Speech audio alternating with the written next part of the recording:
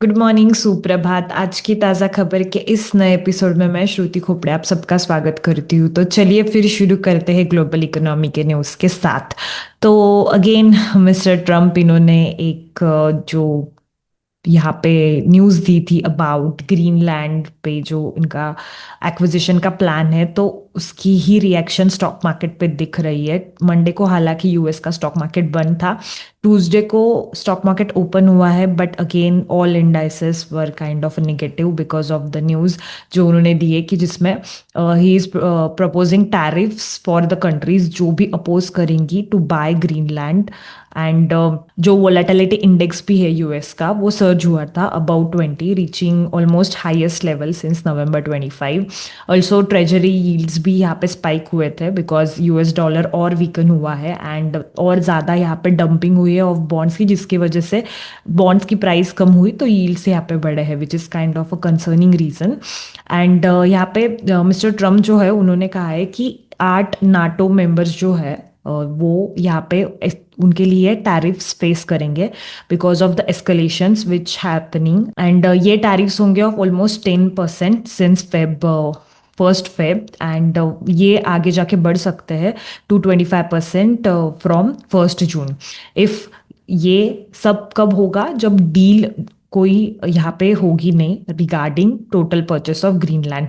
तो उस केस में इन्होंने ये थ्रेटनिंग की है। Plus he has threaten UK also by saying कि 200% टैरिफ लगेगा on French wine and champagne. And he criticized UK over its plan to transfer sovereignty of Chagos island to Mauritius. तो overall जो थोड़ा बहुत escalation ही यहाँ पे उन्होंने की है। एज सच कुछ टैरिफ लगा नहीं है on UK also, like he only threaten for 200%। दो जो एक अमेरिकन हेज फंड मैनेजर है, फेमस हेज फंड मैनेजर है मिस्टर रे डालियो, तो उन्होंने यहाँ पे एक वार्निंग दी है कि अगर ऐसे ही ट्रेड कॉन्फ्लिक्ट्स हुए तो कैपिटल वॉर आएगा, क्योंकि बहुत सारे जो बाकी की कंट्रीज है वो यूएस डेट के लिए यहाँ पे कंसिस्टेंट सेल ऑफ करेगी। They will lose their appetite for US debt and because of which US का बॉन्ड प्राइस यहाँ पे कंसिस्टेंटली गिर रहा है एंड यील्ड्स आर इंक्रीजिंग। दो यूरोपियन लीडर्स जो है उन्होंने ये भी कहा है कि जो टैरिफ के थ्रेट्स यहाँ पे दिए हैं मिस्टर ट्रम्प ने, they are unacceptable and they are considering some counter measures like EU's anti coercion instrument, जिसमें मेनली ये यूरोपियन नेशन ने 2023 में लिया था, जिसमें they will punish unfriendly states for economic coercion by वहाँ पे वो रेस्ट्रिक्ट करेंगे वो कंट्रीज को, जैसे ये केस में यूएस को, टू पार्टिसिपेट इन पब्लिक जो भी टेंडर्स होंगी in the country EU zone में। एंड ऑल्सो ट्रेड लाइसेंस भी उनके लिमिट करेंगे and even they will shut off access of such countries like US in single market. तो escalations हो रही है। ईयू भी यहाँ पे थोड़ा सा बोल सकते हैं कि मान नहीं रहा है जो भी बात है mister Trump is saying. Though Trump is expecting कि ये सब बातें about Greenland will be discussed with European leaders at World Economic Forum जो स्विट्जरलैंड में हो रहा है डावोस में। एंड मेनली अभी यूएस मार्केट की अगर बात करें तो yes it is kind of a negative. कल इंडियन मार्केट जो निफ्टी वगैरह था, सारे इंडाइसेस भी गिरे थे। तो स्टॉक मार्केट इंडिया का भी थोड़ा सा यहाँ पे पिटा है कल की क्लोजिंग पे, बट कुछ रिजल्ट्स भी आने वाले हैं यूएस मार्केट में, जैसे नेटफ्लिक्स, जॉनसन एंड इंटेल। तो वहाँ से भी थोड़ा सा एक्सपेक्टेड है कि 12 to 15% का तो भी ग्रोथ हो सकता है ये कॉर्पोरेट्स में। तो वहाँ से मे बी एक थोड़ा पॉजिटिव सेंटिमेंट आएगा, बट जब तक ये सब एस्केलेशंस आर गोइंग ऑन तो थोड़ा ये यूएस के yields are increasing. Also Japan के भी यील्ड्स इंक्रीज हो रहे हैं because there is also some instability going on because of the elections and all. तो ये थी ग्लोबल इकोनॉमी की न्यूज़। इसमें टेक अवे क्या है? तो सारे ही जगह अनसर्टेनिटी है। Mister Trump has again started acting out tariffs के लिए बिकॉज ऑफ द ग्रीनलैंड वाला thing which he wants to purchase. So will need to see कैसे होता है, बट येस इंडिया के लिए again impact is not there, क्योंकि India का कंजम्पशन का story is still intact and numbers में भी वो रिफ्लेक्ट होगा आगे जाके। We all are hoping that. अभी आते हैं इंडियन इकोनॉमी के न्यूज़ की तरफ। तो इंडिया का जो कोर सेक्टर है उसकी ग्रोथ के नंबर्स आए हैं for December, it is around 3.7%, जो कि लास्ट 4 महीने में सबसे हाईएस्ट नंबर है। तो अगर हम कंपेयर करेंगे ये 3.7% का growth on Y Y basis जो था December 25 में, तो वो एज कम्पेयर टू November 25 का 2.1%, it's bigger. But last year December 24 में ये नंबर था ऑफ 5.1%, बिकॉज बीच में थोड़ा सा स्लगिशनेस था लास्ट क्वार्टर में इन कोर सेक्टर्स के ग्रोथ में, but yes it has again came back in December 25। दो कोर सेक्टर के जो आउटपुट है वो 4 मंथ हाई पे यहाँ पे टच हुआ इन दिसंबर, इंडिकेटिंग थोड़ा सा सिक्वेंशियल रिकवरी आ रहा है in case of manufacturing industry. तो ये 8 कोर सेक्टर कौन से है, जिसमें आता है coal, crude oil, natural gas, refinery product, fertiliser, steel, cement and electricity. तो स्टील एंड सीमेंट ये दोनों मेन की ड्राइवर्स रहे हैं इन केस ऑफ दिसंबर में जो ग्रोथ नंबर ज्यादा आए हैं।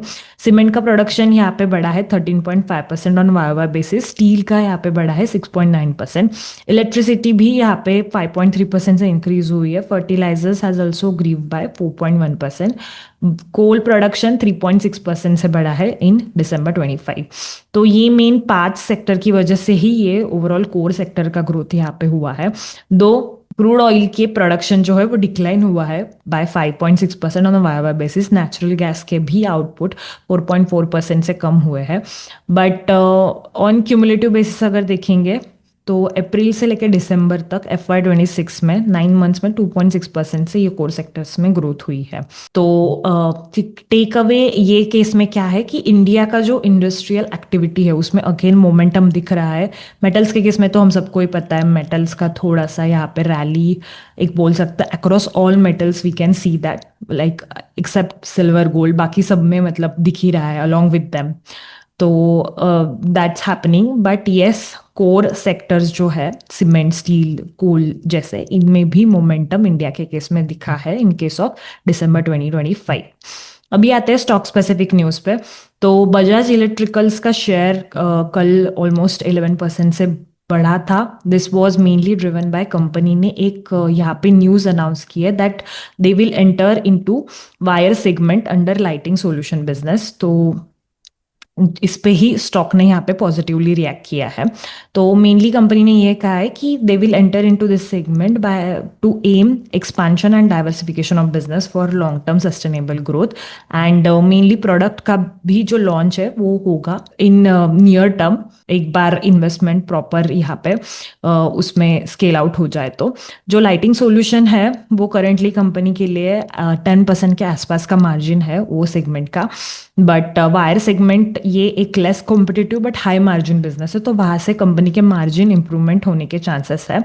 ऑल्सो जो वायर सेगमेंट है वो 20 to 30% of overall cable and wire market है टैम लेवल पे अगर बात करें तो, जिसमें बाकी भी प्लेयर्स है लाइक RR काबिल, हैवेल्स, फिनोलेक्स। तो ये इनका मेनली मेजर रेवेन्यू वायर्स ही यहाँ पे ड्राइव करते हैं rather than cables.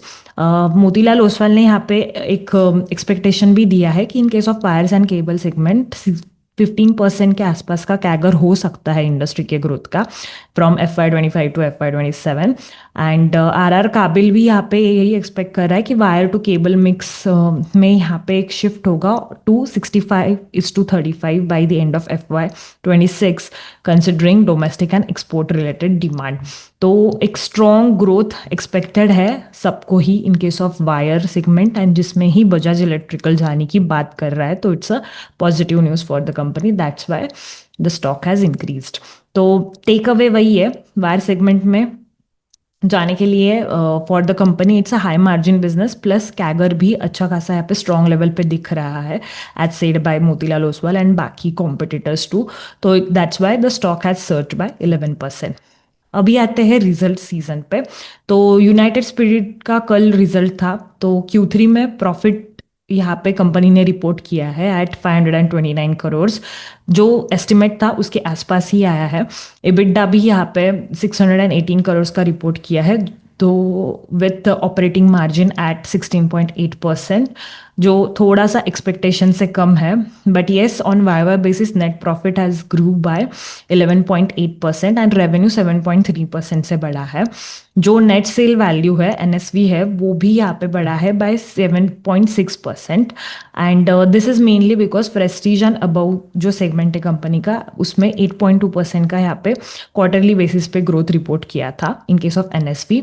Also NSV का ये प्रेस्टीज एंड अबव सेगमेंट का ग्रोथ थोड़ा सा ऑफसेट किया है बिकॉज ऑफ पॉलिसी रिलेटेड जो डिसरप्शन हुआ था इन महाराष्ट्र एंड आंध्र प्रदेश, जिसकी वजह से ये थोड़ा सा ग्रोथ के नंबर्स सिंगल डिजिट आए हैं।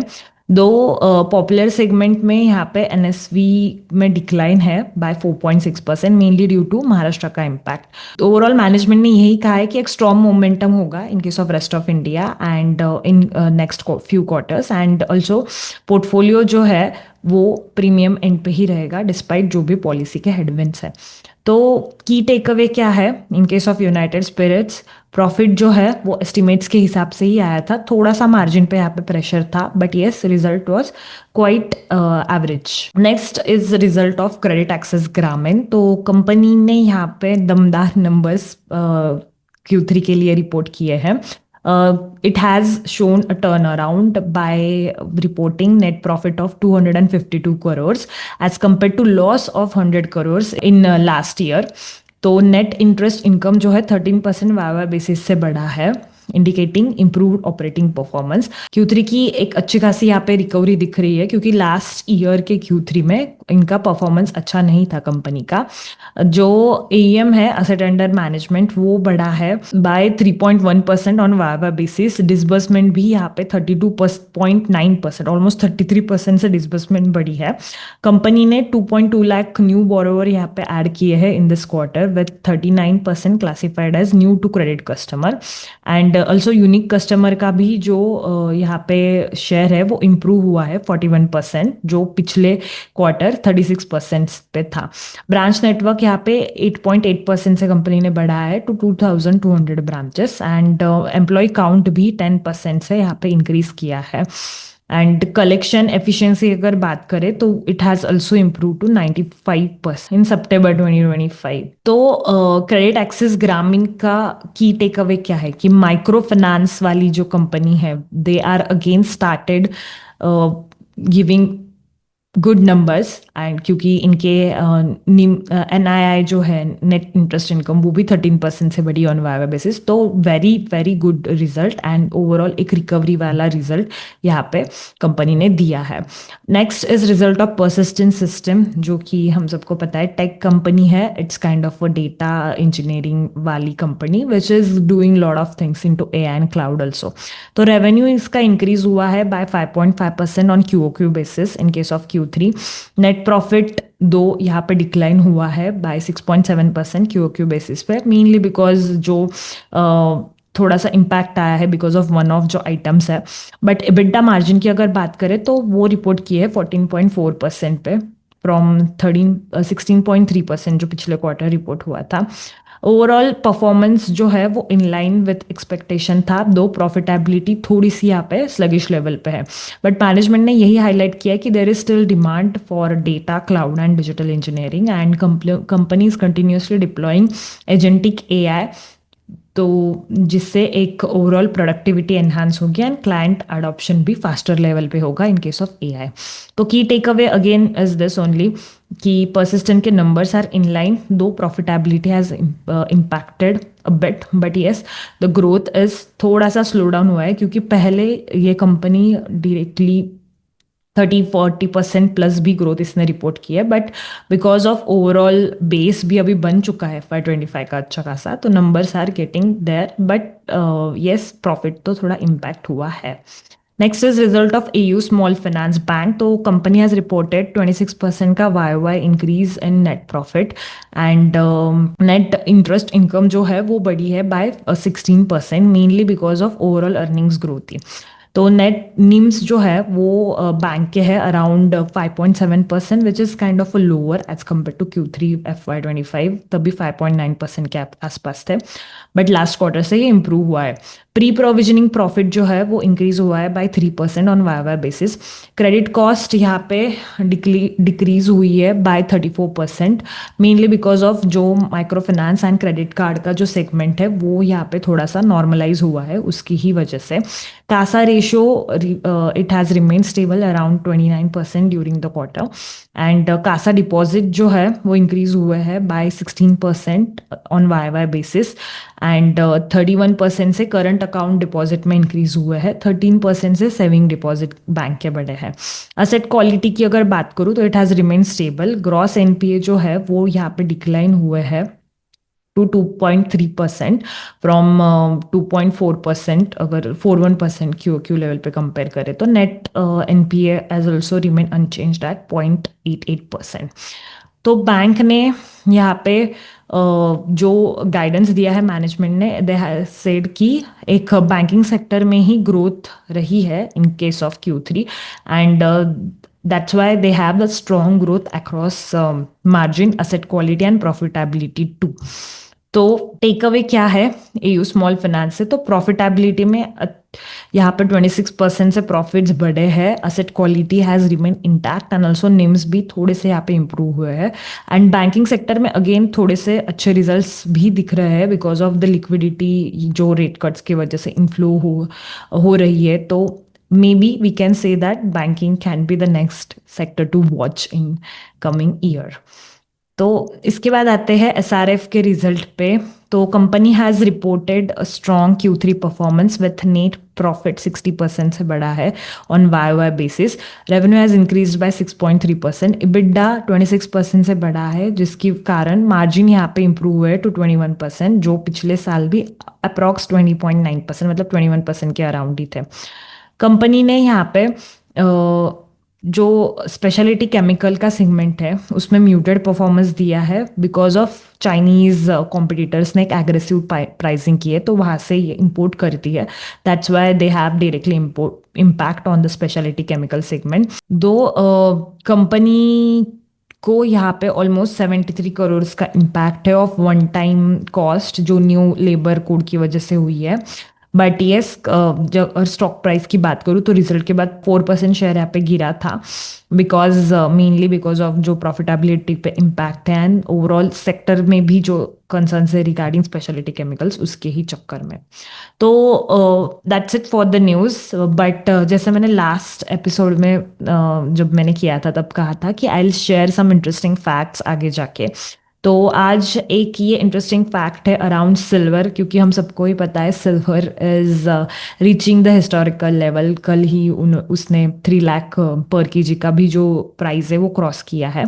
तो कौन है जो मेनली सिल्वर बाय कर रहा है? तो yes, it is India. India is the largest consumer of silver global level पे। एंड अगर इंपोर्ट्स की बात करें तो एक स्पाइक रिकॉर्ड पे है, जैसे कि ये ग्राफ में भी दिखेगा। ये बेसिकली कोबेसी लेटर ने एक ट्विटर पोस्ट में शेयर किया था that India has recorded 5.9 billion से भी ज़्यादा silver import in last 4 months, which marks almost 400% का increase since Q4 FY24 and 64% above अगर 22 से कंपेयर करें तो। This is mainly because India में, जैसे पहले भी मैंने न्यूज़ कवर की इकोनॉमी के इंडियन इकोनॉमी के पार्ट में, कि कोर सेक्टर्स में यहाँ पे काफ़ी ज़्यादा अभी मैन्युफैक्चरिंग इंडिया में स्टार्ट हुआ है बहुत सारे बिकॉज ऑफ इनिशिएटिव गवर्नमेंट ने जो लिए हैं। प्लस सोलर एक बड़ा थिंग है फॉर इंडिया एंड बाय 2030 तो काफ़ी ज़्यादा यहाँ पे प्लान है of government to add solar penetration. EV के केस में यहाँ पे थोड़ा सा बोल सकते हैं कि market is still under penetrated India के केस में। But yes, because of that also silver यहाँ पे काफ़ी डिमांड में है, ये सब इंडस्ट्रियल यूज़ की वजह से। एंड इंडिया में सिल्वर हालांकि कभी बनता नहीं है because we don't have that mine, so 100% import ही है। चाइना में भी because of EV strong demand है, बट चाइना में डोमेस्टिकली काफ़ी ज़्यादा सप्लाई भी है, तो दैट्स वाई उसके नंबर्स यहाँ पे इतने कभी दिखे नहीं है सब ओवरऑल वैल्यू चेन में। But yes, India is becoming the largest consumer and importer of silver, and जिसके ही चक्कर में जो Nifty metal index to Nifty 50 का रेशियो है वो भी अभी हाईएस्ट है सिंस लास्ट 11 years। तो maybe we can say that gold जैसे अनसर्टेनिटीज में रिएक्ट कर रहा है वैसे सिल्वर भी कर रहा है, बट येस सिल्वर के लिए अलग रीजंस भी है, and rather than commodity it's becoming थोड़ा थोड़ा raw material too for some of the industries. With this small thought, I will conclude आज की ताज़ा खबर का ये एपिसोड। मुझे कमेंट्स में ज़रूर बताइए कि आपके पास सिल्वर था तो फिर कितना पोर्टफोलियो में है, and what do you think about that, and have a great day ahead.